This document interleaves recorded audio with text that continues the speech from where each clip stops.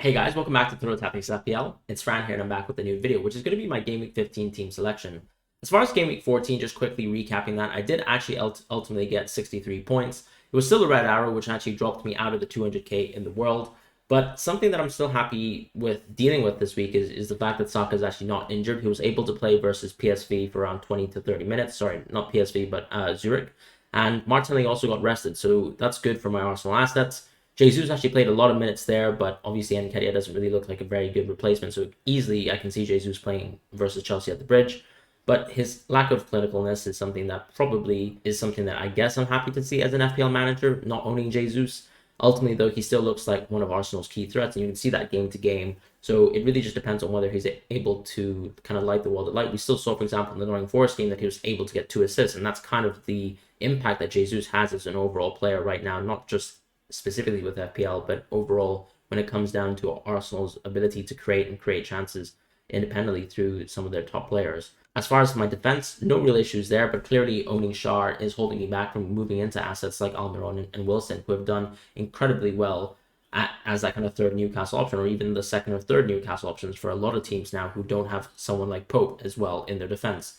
And it's very clear when we head towards the World Cup, and also even when we think about these last two fixtures where this Chelsea team isn't particularly good, and I'm quite happy to own my Arsenal assets versus them, that Newcastle would similarly do quite well versus Chelsea in Game Week 16, and that easily we would like to incorporate 3 Newcastle assets heading towards the World Cup and beyond because of how cheap Almiron is, because of how consistent Wilson has been outside of injury and illness struggles, which it does seem like it's creeping again once again this week. As far as Salah, I'm very happy to put the captaincy on him. I got a little bit lucky that Saka was uninjured, injured rather in that specific game. Obviously, there was a great ceiling for Saka to do well, and the ownership was low. So either way, I would have really been enjoying a Saka haul, but that was not to be. And Webster is someone who will come alive, I would say, in these last 2 fixtures, because Brighton also have great fixtures heading towards 15 and 16. And you probably hope that they're able to keep 1 clean sheet there, which is exactly what I really need from Webster, specifically because I have Shar and he's a small concern either through injury and also Andreas not having good fixtures. So therefore, the actual depth of my team so far is quite poor. I would say in terms of pressing issues, it's really just about focusing around Foden and Haaland. The updates there, we will probably get early leaks tomorrow. And I would say try to, as much as possible, stick around for 15 minutes before the deadline and create some plans in place for both these assets, and we'll talk about them as I head into my Game Week 15 team selection. Moving into my team selection for Game Week 15, I'm actually going to be incorporating a defense that drops Shar into the bench, and Shar obviously someone that we can easily call upon. So this week it's much better where my first player replacing Haaland would be Shar in this case, specifically if I was to roll this week. Webster is someone who's filling in, who has a great game versus Wolves. We've seen that this Wolves team, even after Bruno Lage has left, has completely struggled to actually create effective goal-scoring opportunities. We did see them score, for example, in a game like Crystal Palace, but I would also say that when you look at Crystal Palace and the recent results, that it's not really indicative of anything that Wolves has scored in that game, because Crystal Palace have been pretty dismaying as defense as of late, also because Crystal Palace have been quite an offensive team this year. When we talk about Cancelo, fantastic matchup here. Hopefully he gets an opportunity to keep a clean sheet, but I wouldn't really think about vice captain or captaining him, even though Man City are playing at home. We just have seen that this Fulham team have been extremely great at actually breaking through top defenses. Yes, if you look at the Arsenal game, for example, it was actually an individual mistake from someone like Gabriel, and Mitrovic was allowed to score. But these are the kind of chances that Mitrovic, as a top-level striker, is able to prey upon. And also when we just talk about overall chances and when Man City have the capacity to slip out once or twice in a game, I do think Fulham are one of these teams that will be kind of asking the question, and therefore not really too interested in Cancelo as a vice captain option, specifically in a week where once again we have to reconsider what the captain options are this week. As far as Pope, still happy to play him alongside Trippier. There's no real choice there. I simply have Iverson on the bench, and yeah, with Trippier, hopefully he gets another fantastic performance. He's so consistent, but it really doesn't mean anything because at this point in time, his effective ownership is so close to 100. You really need to be benefiting from Trippier either through a captaincy or vice captaincy going well for yourself to actually benefit from Trippier. And that's kind of the scenario here where, because options like Almiron and Wilson are so interesting and so appetizing for the Newcastle options, I just think that Shar is actually losing me a lot of value at this point in time. But there's only 2 game weeks left, so that error, in a sense, can be rectified, I would say, after the World Cup, not necessarily now. And that's going to be how my defense lines up for this week. In the midfield, I'll actually be fielding Foden, Saka, Martinelli, and Salah. We have to tune into the news on whether Foden's actually able to play. I talked about that earlier. If Foden actually isn't going to start, my prospective move is going to be to someone else, and that's going to probably be Rashford, Bowen, or Trossard. And this is obviously based on the implication that Haaland is able to actually start the game and Foden is benched.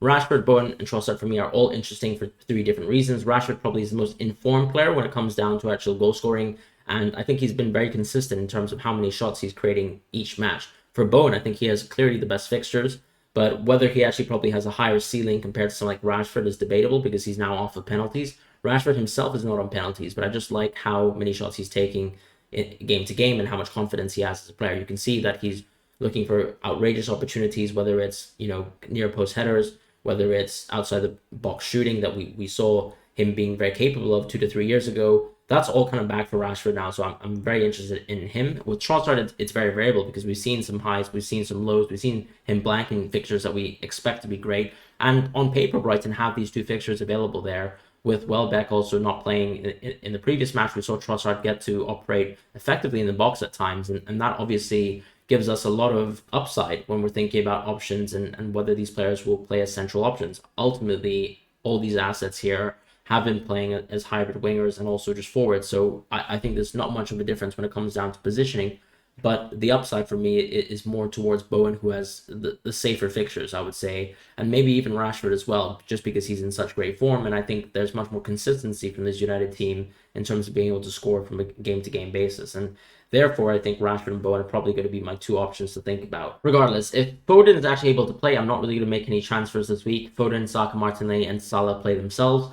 There's no need to actually rush a transfer. Foden has a great fixture. Saka and Martinelli still have arguably good fixtures. I don't have an easy move to Almiron, so it doesn't make sense to move off of Martinelli for now. Although I can actually quite easily understand if people would like to move away from Martinelli into someone like Almiron. That does actually seem to make sense to me at this point in time because you only have 2 weeks and the transfer value loss is probably not that huge or significant.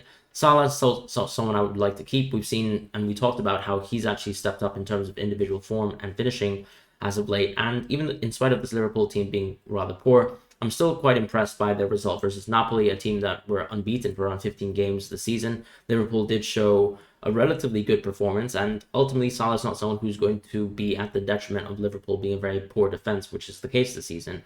Him and Darwin, who are in my team, are people that I like to benefit from. And the forwards are going to be Darwin, Solanke, and Haaland, and it really plays itself well for my team because these options in terms of Darwin and Solanke could be huge differentials, and obviously Haaland is just someone that everyone owns. So Solanke and Darwin are both assets that people I don't think really own at this point in time. People were also moving away from Solanke due to the injury issues and also the red fixtures, and also with Darwin, people have not been really impressed by Liverpool, so I can understand why nobody has Darwin at this point in time. But he still looks like a spear for me when it comes down to how interesting he is as an offensive asset. He came on as a substitute versus Napoli and did incredibly well. So I'm hoping he's able to build on that performance and start actually versus Tottenham, which is going to be a key game for Jurgen Klopp here because I do think that this Tottenham team are ripe in the sense that their defense have dropped off on the underlying point of view, and we can see that this Liverpool team is able to step up to the opponent and score. So I do think Darwin and Salah are both fantastic options to own. Hopefully they both start in central positions and that this Liverpool team is actually able to play well and definitely better than whatever performance they put out versus Nottingham Forest the last time we saw a kind of iteration of Salah up top. Darwin for me is a great differential simply because the next 2 weeks, including the Southampton game, are great fixtures. A lot of people are moving into options like Wilson and Calvert-Lewin, which are completely understandable, but he still has that kind of attacking ceiling there. And I don't really think there's any kind of midfield punts that we need to look at that cost a lot of money, with the exception to someone like Kevin De Bruyne. And that move is probably going to be facilitated by the news on Haaland as opposed to Darwin Solanke. So when we talk about Haaland and what to do with him, if he's out and if Foden's out as well, then there's obviously going to be the move of, let's say, Alvarez and KDB on the cards, because KDB seems like the most consistent asset from the City team as long as Haaland's out. And that might be a move that I'm tempted by. But at the same time, if let's say Foden's ready to play and Haaland's not ready to play, I do think Haaland to Kane is a very simple and safe move that I could opt towards. I'm not really tempted by that at this point in time because Kane does have a rather tough matchup. It is versus Liverpool, and Haaland coming back the next week might actually mean that the transfer has to be forced back from Kane into Haaland, which doesn't make sense because Kane himself has a Leeds fixture. So I'll have to think about that move, but I'm quite tempted to probably keep Haaland in place, simply also because Shar has a great fixture coming off the bench. Newcastle for Southampton is hopefully an opportunity for Newcastle to get a clean sheet once again. We know the Southampton team haven't really done tremendously when it comes to goal scoring this year, and they have struggled to be creative in the offense that they have with Adams and Armstrong, and therefore I'm quite happy to just simply play Shar in a situation where Haaland is not fit to play, because him next week is going to be exciting, whereas Kane himself doesn't seem like a good enough replacement, I would say, versus Liverpool to invest into this week. And that's going to be my team selection so far. My captaincy is actually going to be on Salah, and the vice captaincy is going to be on Cancelo. When it comes down to the fixtures, I think Salah obviously doesn't have a great one, but we know that Salah has historically done tremendously well versus top 6 teams, and I don't really think that this is going to be particularly different when it comes down to this Tottenham fixture. As far as Cancelo, a great opportunity at home to get a clean sheet. We talked about the threat of Fulham, but he's just going to be a vice captain option, so I think there is enough kind of risk spread there, and ultimately Trippier probably might be an interesting vice captaincy option as well. We'll probably think about that and think around that close to the live stream. So thank you guys so much for watching. I'll see you guys in the next video.